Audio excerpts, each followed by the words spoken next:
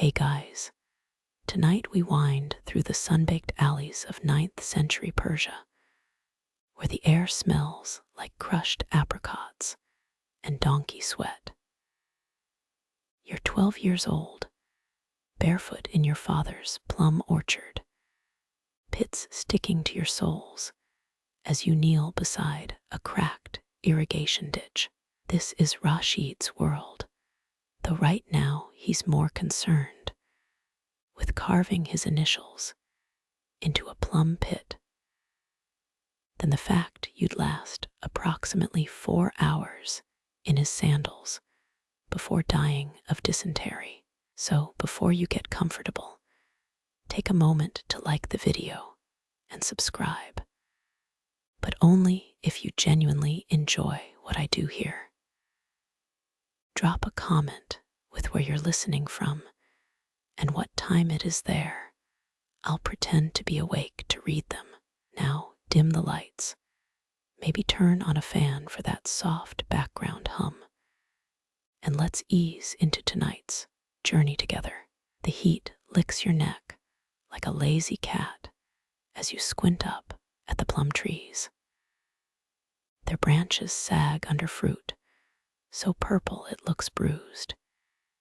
Each plum wearing a dusty white bloom like nature's powdered wig.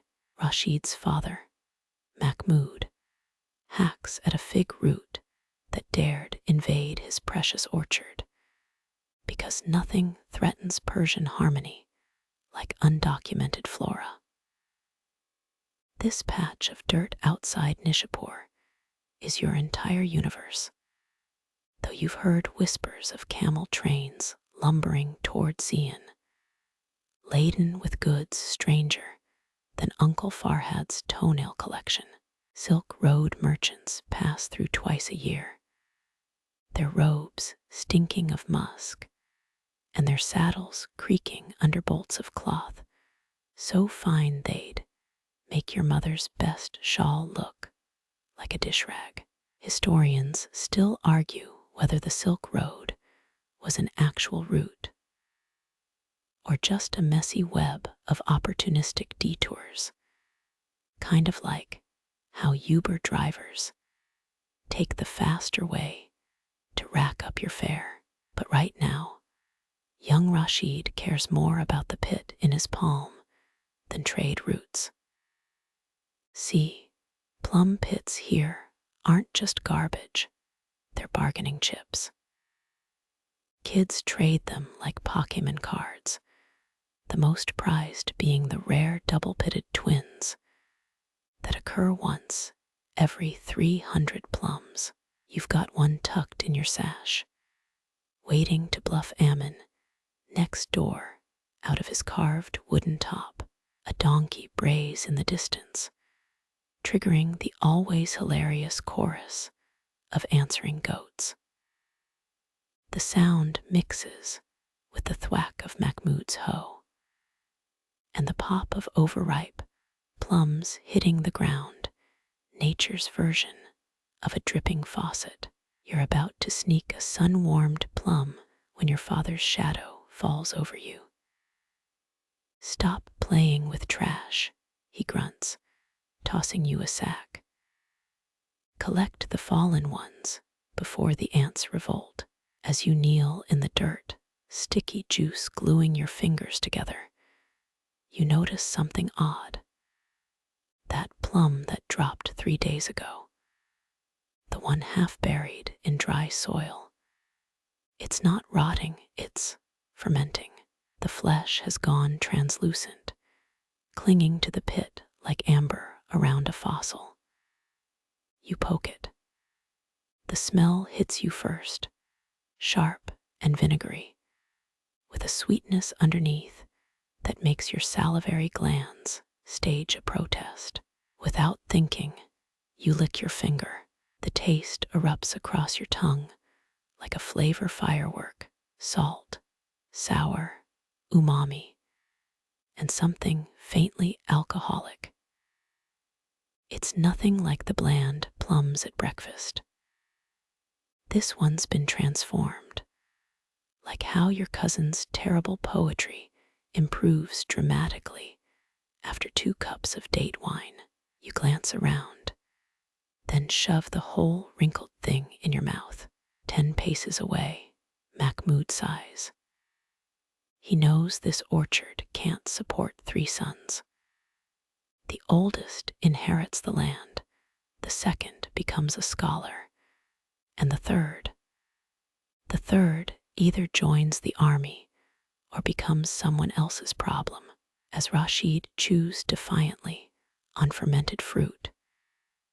Mahmoud doesn't yet realize his son has just discovered a loophole, one that'll turn someone else's problem into a legend whispered in caravanserais from Baghdad to Chang'an. Fun fact: Persian plum varieties contained trace amounts of sulfur dioxide, a natural preservative that gave them an edge in fermentation, something European fruits wouldn't achieve until the 19th century with artificial additives.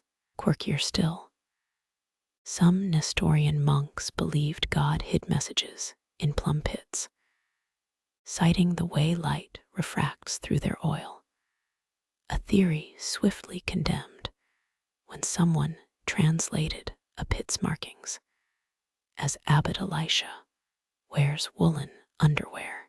The sun dips below the orchard wall as you spit your 9th pit of the day into a growing pile.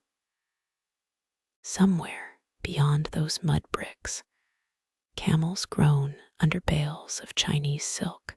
But right now, all you care about is that twisted little secret in your palm, the alchemy of rot and time transforming ordinary fruit into something electric. What you don't know yet is that this discovery will outlive empires, survive bandit raids, and quite possibly cause a minor diplomatic incident in Constantinople involving a hungover bishop. But that's a problem for tomorrow's Rashid. Tonight, there are plums to pilfer and a wooden top to win. 3 summers later, the irrigation ditch is a grave for dead bugs and cracked earth. You're 15 now, sleeves rolled up as you kneel in what used to be mud, but is now just powder. The drought has turned Mahmoud's orchard into a botanical mausoleum. Each tree, a brittle skeleton clutching shrunken green fruit. Your brothers have taken to pelting each other with dried goat dung for entertainment, which tells you all you need to know about the current vibe in Nishapur.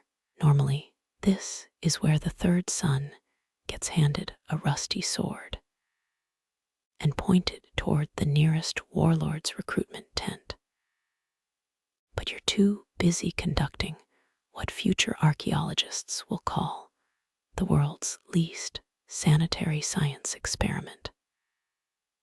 Behind the collapsed grape arbor, buried under a tattered wool blanket to hide it from your father's wrath, sits your life's work, 7 clay pots filled with plums in various stages of controlled decomposition. One's packed with salt, another's swimming in well water that definitely had a frog in it yesterday.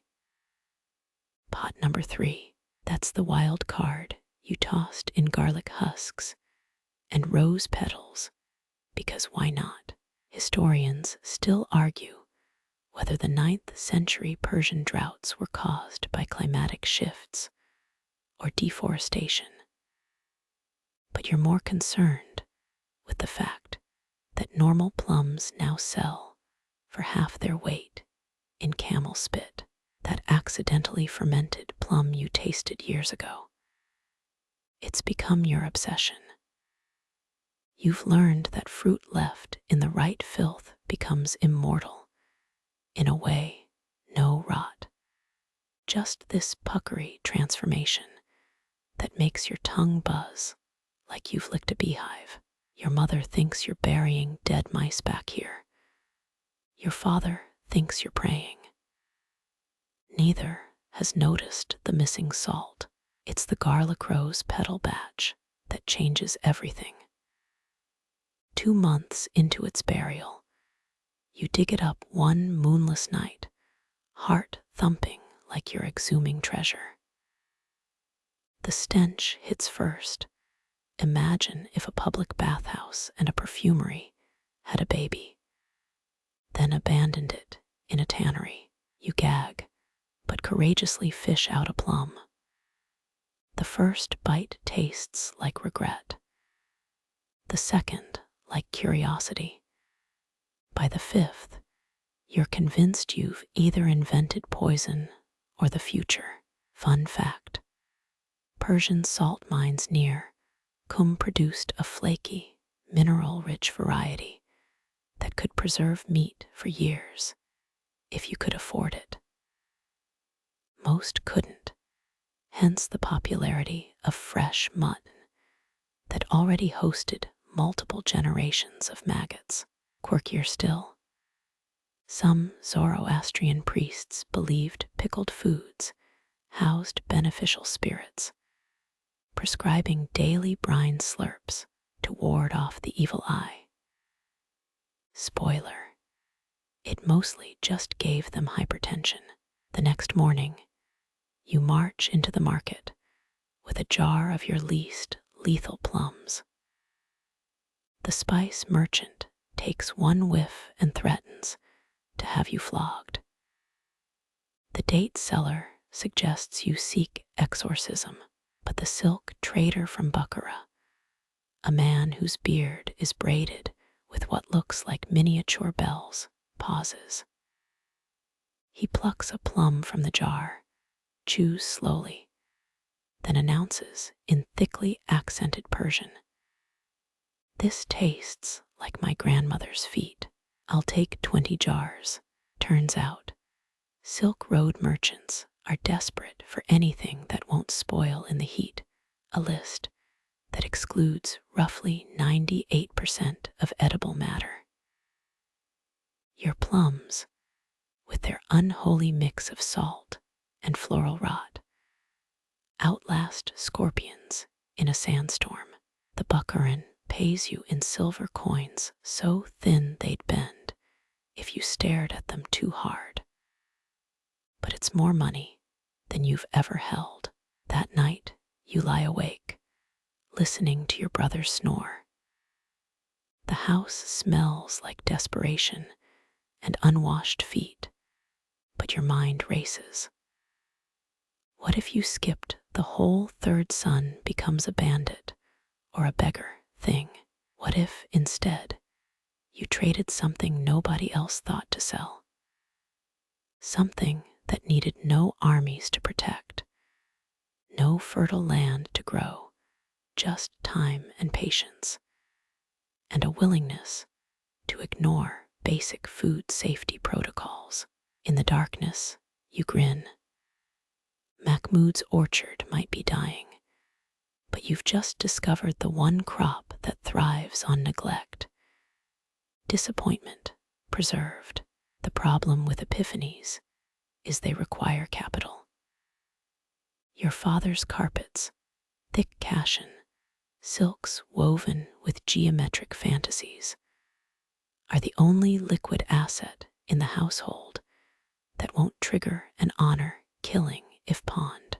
You wait until Mahmoud leaves for his cousin's funeral, conveniently timed during plum season, that eternal family drama, before rolling up the prized tree of life. Rug. It's heavier than your moral compass, but lighter than your second brother's gambling debts. Historians still argue whether Persian carpets were used as actual currency or just ostentatious IOUs. But right now, you're betting your future on them being the former. The Bukharan trader's eyes widen when you unfurl the rug in his dingy caravanserai stall. "Boy," he says, fingering a cobalt blue thread, "either you're a genius or your father will stab me." 10 minutes later, you're the proud owner of 6 cedar barrels, 90 pounds of rock salt, and a lifetime supply of side-eye from every merchant in the bazaar. Your mother finds you that evening, elbow-deep in brine. "Rashid," she sighs, "if you wanted to ruin perfectly good fruit, you could just married." But she doesn't stop you. Mothers recognize desperation. They just prefer it comes with a dowry. The ridicule arrives swiftly. Ammon, your childhood rival turned irritating adult, leans against the orchard wall, watching you pack plums into barrels. "Trading heirlooms for pickle jars," he snorts. "Next you'll sell your sisters for vinegar." You consider explaining supply chains to him, but realize he still counts on his fingers. Instead, you toss him a plum. He catches it reflexively, then panic drops it when he realizes it's one of your special batches. Fun fact: Silk Road brine recipes often included ashes from specific trees to balance pH levels, an early form of culinary chemistry misunderstood as alchemy. Quirkier still, Sogdian traders believed whispering secrets to brine made pickles tastier, leading to bizarre market scenes of men muttering into barrels about uncle's gout or wife's snoring. The mockery stings less when the Buccarin returns 3 moons later with 3 friends. Their camels drool onto your sandals as they haggle over prices. One man, a Tibetan with eyebrows like angry caterpillars, insists on tasting every barrel for consistency, he says, though you're pretty sure he's just hungry. They leave with all 6 barrels, paying in silver, and one surprisingly high-quality yak hair blanket. That night, you stare at the empty space where the carpets once lay. The house feels naked, like a turtle without its shell. But under your straw mattress, the coins press against your ribs with comforting weight. You've just bartered woolen heirlooms for fermented fruit, been laughed out of the marketplace, and accidentally invented a brand, though you don't know that word yet. All you know is that the desert ahead is wide, the brine is ready, and for the first time in your life, you're not the third son, you're the plum guy. The first caravan you join smells like regret and camel flatulence. 12 men, 30 Bactrians, and you, the pickle boy, wedged between bales of indigo dye that stain your hands blue for weeks. The desert unfurls like a tan nightmare, dunes shifting like drowsy giants. By day, the sun tries to flay you alive. By night, the cold gnaws your bones. You learn 3 things fast. 1, never drink camel urine. No matter how thirsty. 2, sand gets everywhere, including places you didn't know you had. And 3, nobody respects the guy hauling pickled fruit until the dysentery hits. Historians still argue whether Silk Road bandits preferred ambushing at dawn or dusk, morning people versus night owls with swords. You're about to become a case study. It happens on the 5th day, near a rock formation locals call the Devil's Back Scratcher. One moment, you're debating whether to eat a scorpion for protein. The next, 6 men on scruffy horses surround your party, their faces wrapped like mummies with bad credit. The lead bandit, a mountain of a man missing 3 fingers, dismounts and begins rifling through packages. He pauses at your plum barrels, sniffing the air like a confused bloodhound. "What evil is this?" he growls, prying off a lid. You consider explaining lactofermentation, but remember his sword is the length of your inseam. Fun fact: desert bandits often tested stolen goods by taste, since moonlit inspections weren't FDA approved.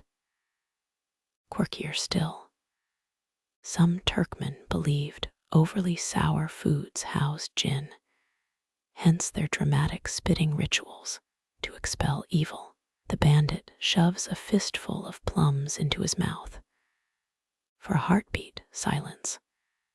Then his face contorts like a stepped-on fig.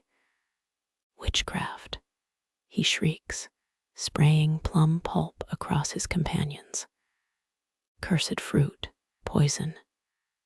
The other bandits nervously poke at your barrels, sampling bits before joining the chorus of gagging and divine invocations. Your fellow merchants stare, paralyzed. The lead bandit, now wiping his tongue on his sleeve, points at you. "You," he snarls, "are either blessed by dark forces or the worst cook in Persia.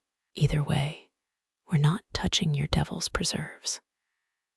They take the indigo, the saffron, even poor old Hassin's left sandal, but leave your barrels untouched. As the bandits gallop away, the silk trader from Isfahan claps your shoulder. "Never thought I'd see thieves robbed by a pickle," he chuckles. You don't mention that your hands are still shaking, or that you've just wet yourself a little. That night, as the caravan licks its wounds, you crack open a barrel. The plums glow faintly in the firelight, floating like preserved eyeballs. The men eye them warily until hunger overcomes superstition. "Tastes like victory," mutters the indigo merchant, reaching for another. You drift off to the sound of contented chewing, the desert stars wheeling overhead. Samarkand's spires are 2 weeks away, and you've just learned the most valuable trade secret of all.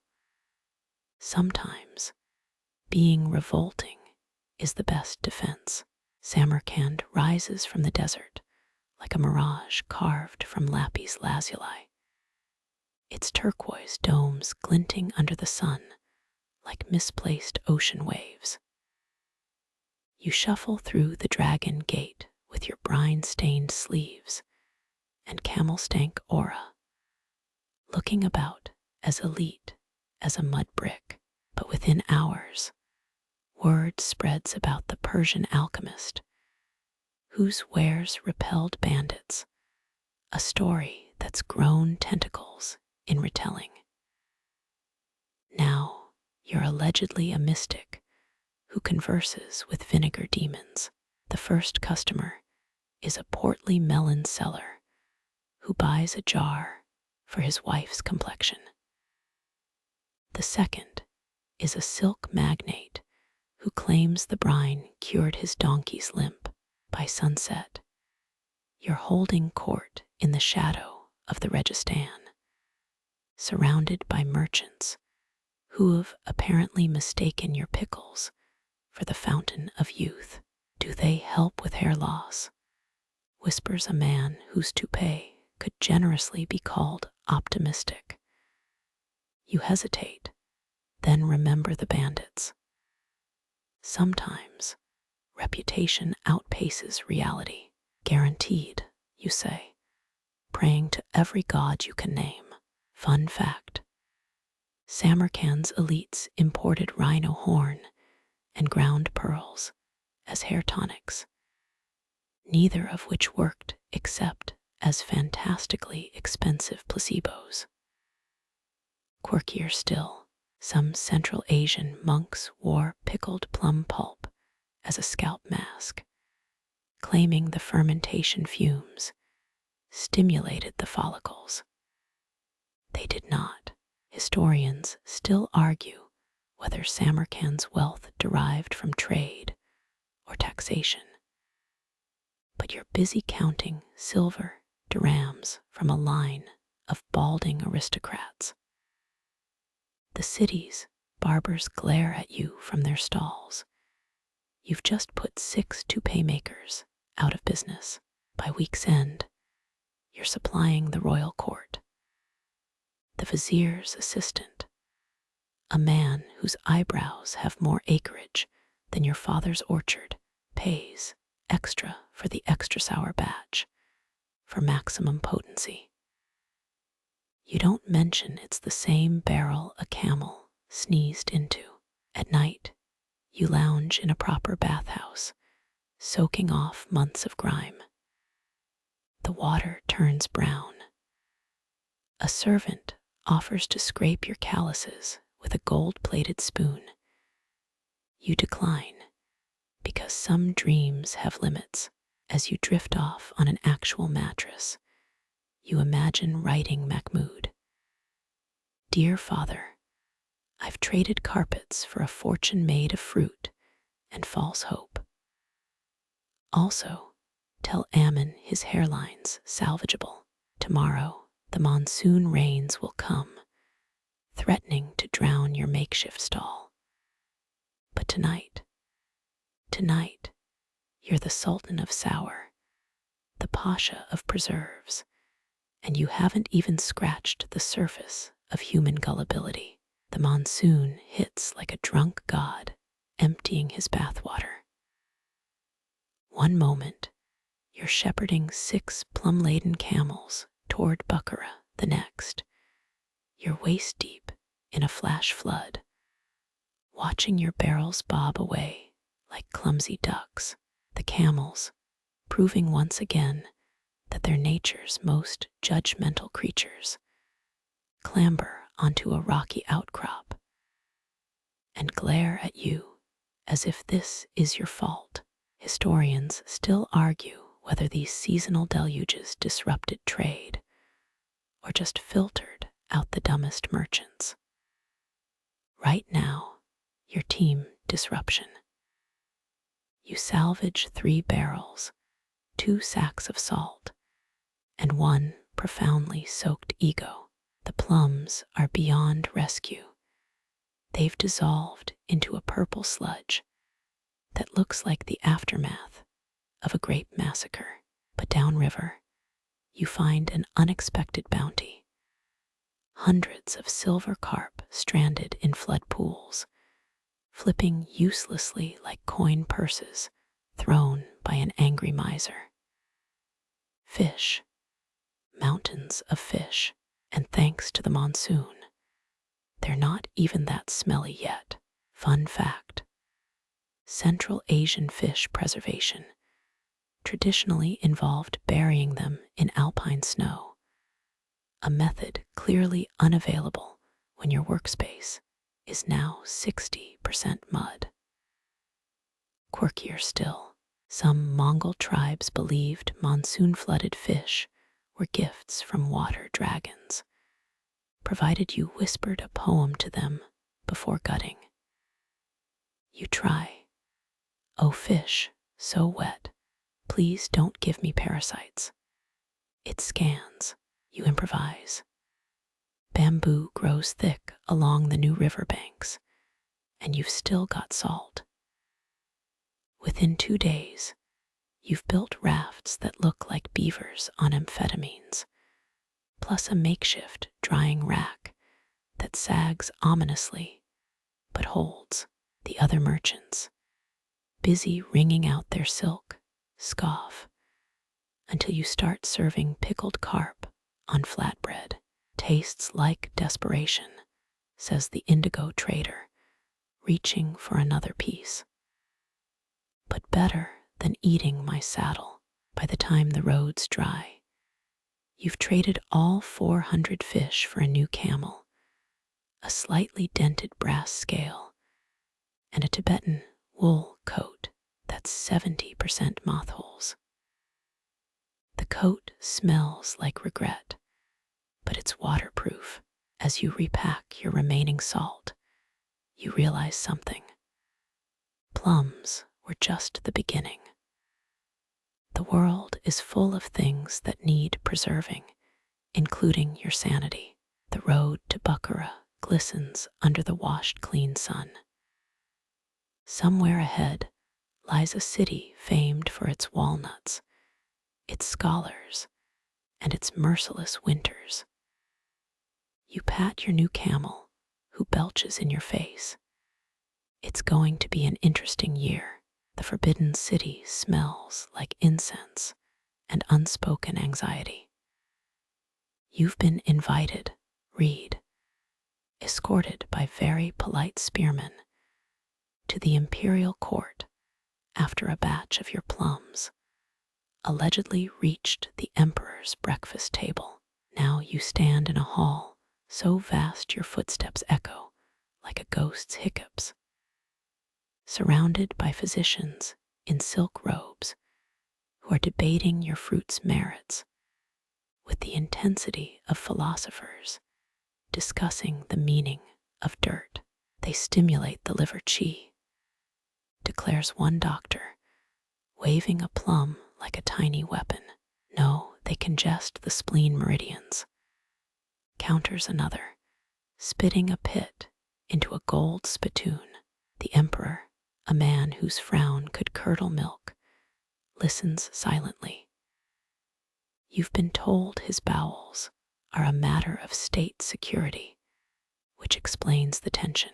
Historians still argue whether Tang dynasty physicians favored invasive laxatives or gentle herbal remedies. But right now, you're the unintended focal point of this gastrointestinal civil war. The fact that you don't speak Mandarin hasn't stopped the chief eunuch from demanding you explain your method. You pantomime fermentation by wiggling your fingers and making a bubbling noise. This does not help. Fun fact: Chinese nobility consumed powdered jade as a digestive aid, a practice that did not end well for their dental records. Quirkier still, some physicians prescribed holding one's breath during bowel movements to align the cosmic winds, a technique now known as how to faint on the toilet.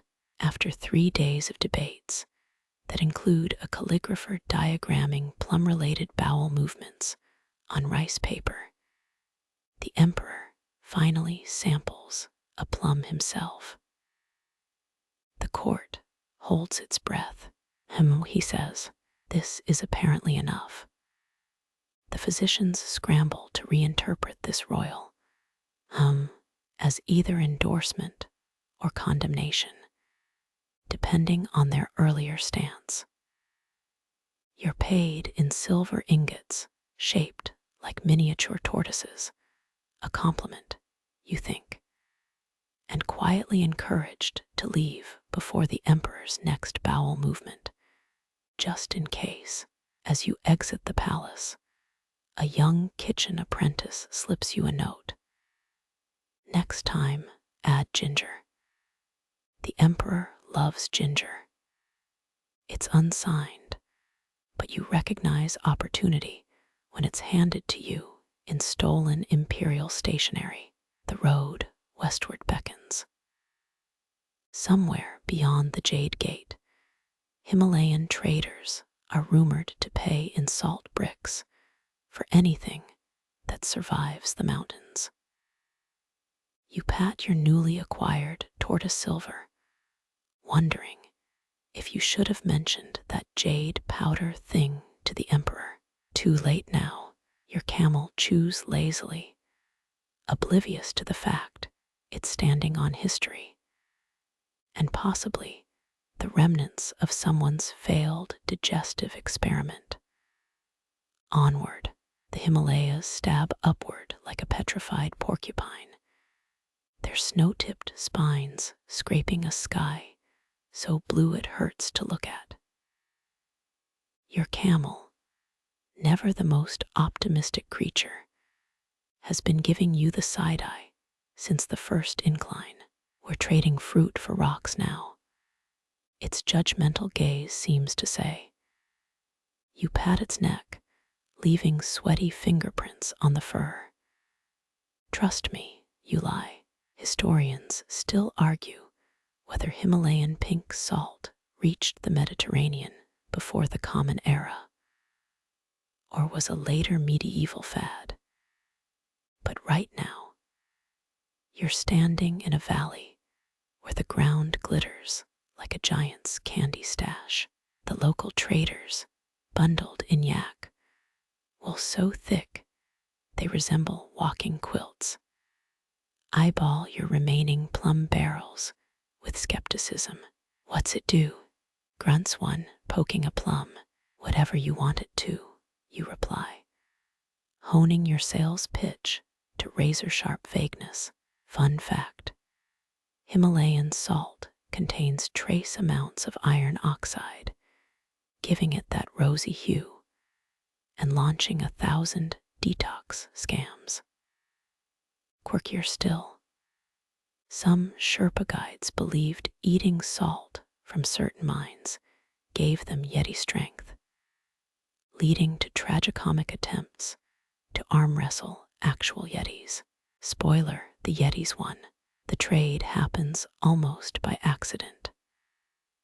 A trader's wife samples a plum, declares it cures her mountain wind, you don't ask, and offers 3 bricks of pink salt in exchange. You're about to negotiate when her brother-in-law shoves forward, insisting the salt has magical earth energies. By sundown, you've swapped 12 jars of plums for enough salt to season a legion's worth of boiled yak. The craze begins innocently. A monk claims the salt helps him meditate. A blacksmith uses it to polish blades. Then a rumor starts that it boosts virility, because of course it does. By the time you leave the valley, merchants are hawking pink salt amulets, salt scrubs, and even a dubious salt elixir that tastes like despair and regret. Your camel groans under the salt bricks, its expression clearly asking, why not just carry boulders next time? You ignore it, because ahead lies the sulphurous splendor of the Silk Road's next great metropolis, Constantinople, where the wine flows, the chariots race, and the emperors have a notorious weakness for exotic everything. As you descend toward the Indus River, a salt merchant rides past you going the other way, his yaks laden with plum barrels. He grins like he's just outsmarted the system. You let him. After all, you've just turned fruit into minerals. Who's to say what alchemy comes next? Constantinople rises from the Bosporus like a gilded beehive, all honey-colored domes, and the constant hum of a city that parties harder than a Dionysian cult. You've barely passed through the Parisian gate before a wine merchant sniffs out your remaining plum barrels. Hangover cure, he asks, eyeballs still bloodshot from last night's symposium. You nod. He kisses you on both cheeks, then buys the entire lot at triple price. Within days, your plums are the unofficial mascot of Byzantine regret. Senators suck on them during dull speeches. Chariot racers slurry them into pre-dawn tonics. Even the emperor's nephew, a man whose liver is more pickled than your product, demands a daily shipment. You rent a stall near the hippodrome, where the air reeks of sweat, stale wine, and desperation. Historians still argue whether Byzantine riots stemmed from political dissent or just really bad hangovers, but you're about to witness both. The trouble starts when a particularly fermented batch sells out before the weekly chariot races. A group of Green's faction members, already agitated by a missed call in the last race, storm your stall. "Where's our plums?" they slur, clearly needing them the most. Fun fact: Byzantine hangover remedies included fried canary tongues and eye of the unicorn, usually narwhal tusk shavings, neither of which worked half as well as your plums. Quirkier still, some Constantinople sorcerers claimed fermented foods absorbed moral impurities, hence their effectiveness against wine-induced shame. You try to explain supply chain issues, but it's like reasoning with a herd of drunk giraffes. A blue faction supporter throws a scallion. Someone else lobs a dried squid. By dusk, the entire market district is embroiled in what future scholars will diplomatically term the Great Brine Riot. You flee through back alleys, dodging flying amphorae and a very confused ostrich. Long story. A kindly olive oil seller hides you in his attic, where you listen to the chaos below and realize two things. One, your plums have hit peak demand. And two, you might need to leave town before the emperor blames you for inciting civil unrest with preserved fruit. The next morning, you slip out disguised as a eunuch choir member. The robes itch, but nobody looks you in the eye. Your remaining plums are buried near the city walls, a treasure for some future archaeologist to misinterpret spectacularly. As your ship pulls away from Constantinople's gleaming skyline, you watch smoke curl from the market district. Somewhere, a Green's faction member is weeping into an empty plum jar. Somewhere else, a blue factionsman is realizing he actually liked scallions all along.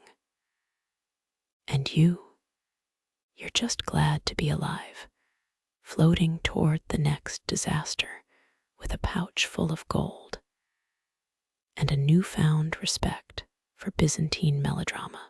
Next stop, the spice-scented chaos of the Sogdian kingdoms, where your plums are about to become unwilling participants in a very different kind of conflict. The Sogdian markets hit your nose like a punch from a perfumed fist, cinnamon, cumin, and the throat-tickling tang of dried chilies hanging in ochre clouds.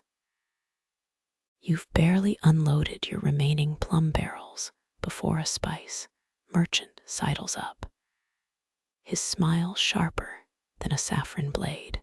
"New here," he purrs, flicking a chili seed off your sleeve. "Let me enhance your product." You decline, politely, then less politely when he follows you to the caravanserai. By dawn, 3 different merchants have offered to blend your plums with everything from cardamom to crushed lapis lazuli. For color, claims one, his teeth blue from sampling his own wares. Historians still argue whether Sogdian trade wars were cutthroat or just unusually creative. But tonight, someone takes competition literally. You wake to the sound of splintering wood, two shadowy figures dumping crimson powder into your barrels. By the time you tackle them, the damage is done. Your plums now float in a sinister, speckled brine that glows faintly in moonlight. Fun fact: Sogdian chilies were prized not just for heat, but for their alleged ability to ward off evil spirits when sprinkled around doorframes. Quirkier still, some traders believed eating extremely spicy food before negotiations gave them fire tongue, overpowering opponents with sheer breath ferocity. What did you do? You hiss, pinning one saboteur. Improved them, he croaks, gesturing to the now smoking barrels. Against your better judgment, you taste one. Fire explodes across your tongue, followed by an oddly addictive sweetness. It's like licking a dragon's backside in the best possible way. The next morning, you reluctantly showcase the new plums. To your shock, Sogdians go wild for them. A poet claims the heat inspires his verses. They don't. A warrior rubs the brine on his knees for battle warmth. He'll regret that. Even the spice merchant who started this mess sheepishly buys 10 jars, though he insists on calling the flavor his idea. By week's end, you're brewing chilies into every batch, creating gradations of heat labeled Dragon's Whisper to Phoenix Scream. The saboteurs, now unemployed, offer to protect your stall from other saboteurs for a cut. You counteroffer them jobs taste testing, which they accept after signing waivers written in sheep's blood. As you pack for the next leg east, a thought strikes. Maybe accidents aren't setbacks, but detours to stranger destinations. The road to Tibet beckons, where monks whisper of fermenting plums into soul wine. You pat your newest barrel, labeled Serpent's Kiss, and wonder just how much heat a holy man can handle. The mountains loom ahead, their peaks frosted like ancient sugar cubes. Somewhere up there, among thin air and thinner patience, your plums are about to become spiritual, whether the universe likes it or not. The Himalayas tighten around you like a frozen fist, each switchback steeper than the last. Your camel has developed a dramatic wheeze you're pretty sure is just performative. When you finally crest the pass, prayer flags whip in the wind, their colors bleeding into the thin air like watercolor gone wild. Below, a monastery clings to the mountainside like a barnacle on a very enlightened whale. The monks greet your arrival with polite bafflement. They've heard of your plums, the fruit that burns twice, as the traders' rumors go, but their interest is less culinary than spiritual. The abbot, a man whose wrinkles resemble a topographic map of the Himalayas, samples a chili plum and pauses. Interesting, he says, which in monk speak translates to, let's ferment this into something unholy. Historians still argue whether Tibetan monasteries used alcohol in rituals or just really enjoyed creative excuses for drinking. But within days, your plums are bubbling in clay pots beneath prayer wheels. The monks chant over them, debating whether the fermentation process releases the fruit's karma or just gets everyone pleasantly buzzed. Fun fact: traditional Tibetan fermentations often included yak butter and barley, creating beverages that could either enlighten you or knock you into next week. Quirkier still, some monks believed the bubbles in fermenting wine were tiny trapped demons being cooked into benevolence. The resulting brew, dubbed soul wine by a particularly poetic novice, tastes like fire and forgiveness. After one ceremonial sip, you see colors that don't exist and momentarily believe you understand the universe. You don't, but it's a nice 3 minutes. Debates erupt. Elder monks insist the wine accelerates enlightenment. Younger ones just enjoy the acceleration part. A faction led by Brother Tenzin claims the chilly fumes alone induce visions, leading to an impromptu chilly meditation session that ends with 6 monks fanning each other with sacred texts. You're paid in yak cheese and blessings, the latter of which you hope are transferable. As you descend the mountain, the abbot gives you a flask of soul wine for the road. You take one cautious sip midway down and hallucinate a very convincing conversation with your camel about existentialism. The plains of Central Asia spread before you, dusty and endless.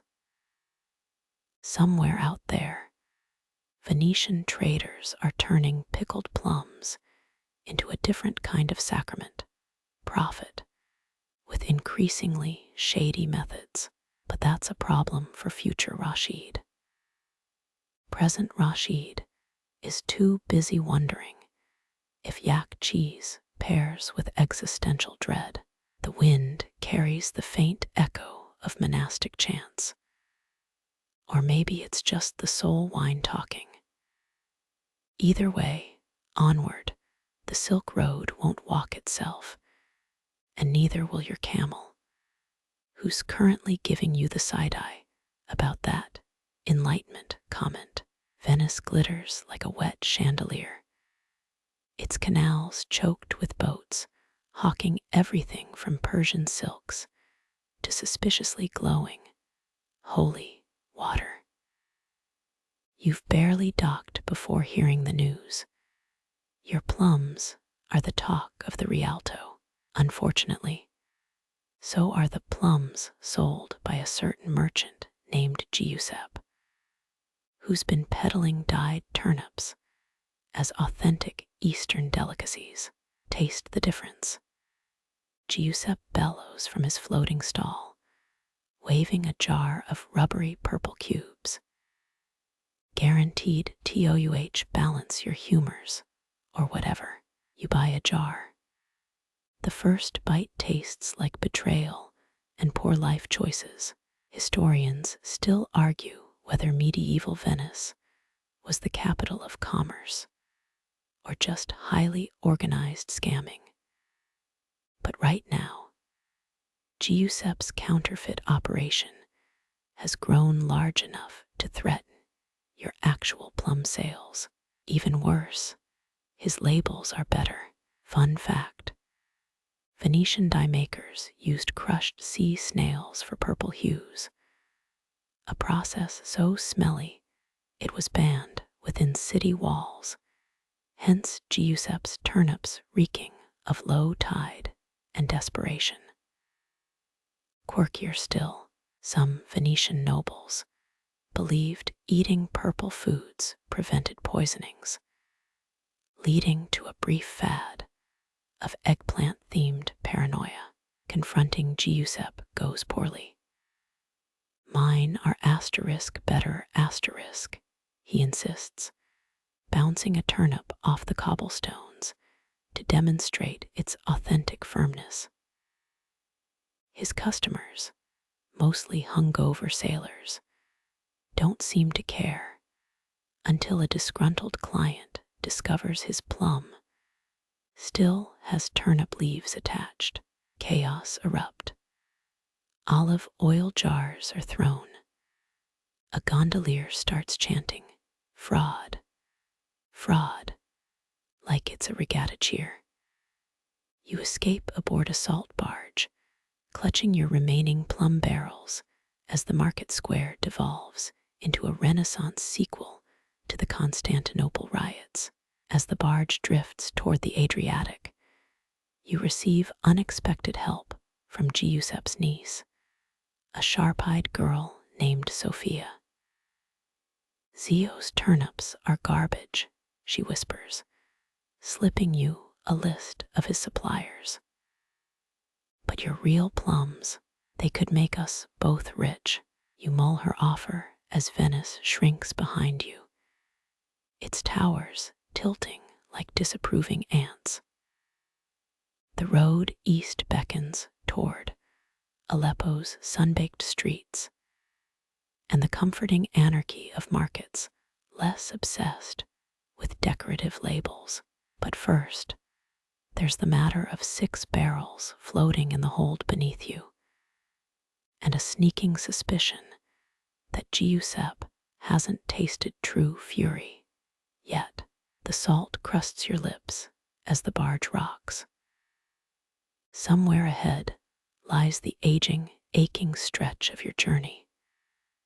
But for now, the sea breeze carries the faint sound of Giuseppe's stall collapsing into a canal, and frankly, it's melodic. Aleppo's air hangs thick with the scent of drying apricots and impending trouble.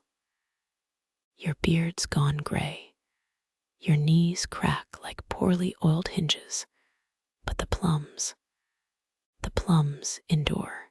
The orphans you've taken under your wing, scrappy kids, with fingers faster than pickpockets, circle the pitting table like miniature conspirators. "Like this," you say, demonstrating the twist and flick technique you invented decades ago. Little Nadim immediately tries to flick a pit at his sister. Some traditions transcend generations. Historians still argue whether Crusader raids targeted Aleppo's markets for supplies or just shiny objects. But right now, Frankish soldiers are amassing outside the walls like ants at a honey spill. You've hidden your best plum barrels beneath the olive press, though given Crusader culinary tastes, they'd probably trade them for a bucket of butter. Fun fact: Aleppo's orphans were often trained as scribes or craftsmen, but yours are mastering the art of the preserve, a skill you argue is just as vital. Quirkier still, some locals believed plum pits thrown over the shoulder could distract evil spirits, a practice your kids exploit by distracting the bakery's grumpy cat daily. When the looters come, they're disappointingly obvious, hulking men clanking like walking cookware, shouting in fractured Arabic about tributes. You send the orphans scampering into the rooftop pigeon coop. They've practiced this, and greet the Crusaders with your most senile smile. Plums, you offer, holding out a jar of your least valuable batch. The leader, a red-faced man whose helmet resembles an overturned chamber pot, sniffs the offering. "This smells old, like fine wine," you counter. "Like feet," he mutters, but takes the jar anyway. They leave with a cartload of dates and one very confused chicken, never noticing the real treasure beneath their boots. That night, the orphans help rebury the barrels, while debating whether crusaders bake their plums or just eat them raw like barbarians. Nadim insists they dip them in bacon grease, because to a 10-year-old Aleppan, nothing's more absurd than pork-touched fruit. As the moon climbs, you lean against the courtyard wall, listening to the kids' laughter echo through the fig trees. The road whispers to you still, one last journey to Cairo, where the last of your original plum barrels mold quietly in their hold. But for now, in this fragile pocket of peace, you're not a merchant or a fugitive or a legend.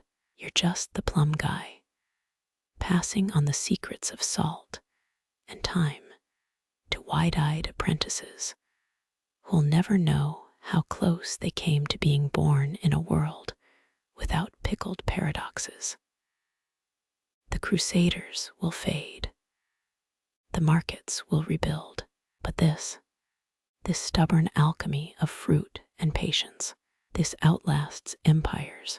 The Nile slithers southward, its brown waters carrying you toward Cairo at the speed of a sleepy crocodile.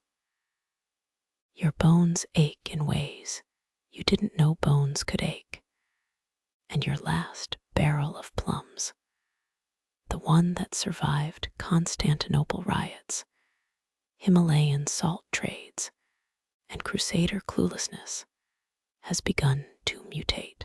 A fuzzy white coat blankets the surface, emitting a smell that's equal parts cheese cave and existential regret. It's ruined, sighs Nadim, who insisted on accompanying you despite your warnings about old man travel grimness. Or improved, you counter, poking the mold with a stick. It sticks to the wood like vengeful cotton. Historians still argue whether medieval medics intentionally used mold or just got lucky with their dubious poultices. But when you dock in Cairo, the barrel's stench clears the wharf faster than a leper with a tambourine.